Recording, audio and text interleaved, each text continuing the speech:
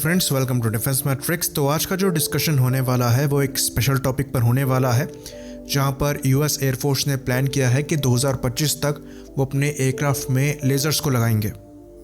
तो ये चीज़ हमें डिस्कस करना इसलिए ज़रूरी है क्योंकि ये फ्यूचर डेवलपमेंट है और यहाँ पर आज नहीं तो कल इंडियन एयरफोर्स को भी मूव करना पड़ेगा।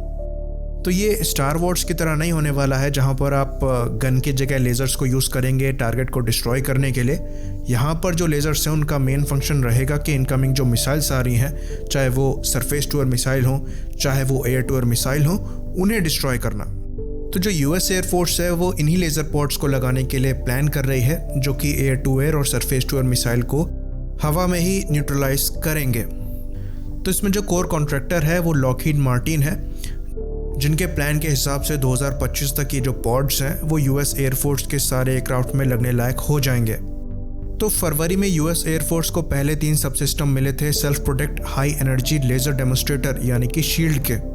तो ये जो लॉकहीड मार्टिन की शील्ड है ये एक पॉड की तरह है और इस पर 5 साल से काम चल रहा है, जिसमें बोइंग और नॉर्थरॉप ग्रमन दोनों इन्वॉल्व है लॉकहीड मार्टिन के साथ।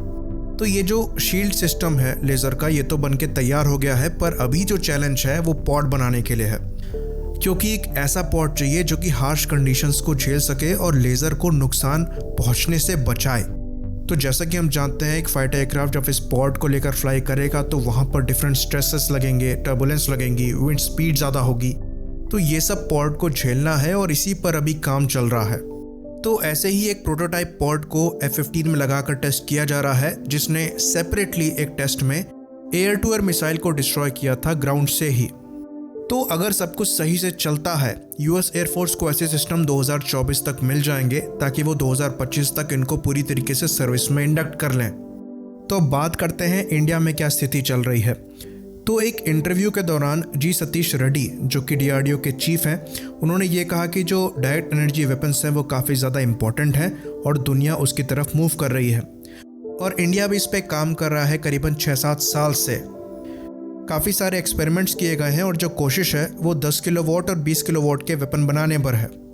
तो 2017 में DRDO ने करीबन 1 किलोवाट का लेज़र वेपन टेस्ट किया था कर्नाटका में, जहां पर एक 250 मीटर दूर टारगेट पेस को शूट करके टेस्ट किया गया था।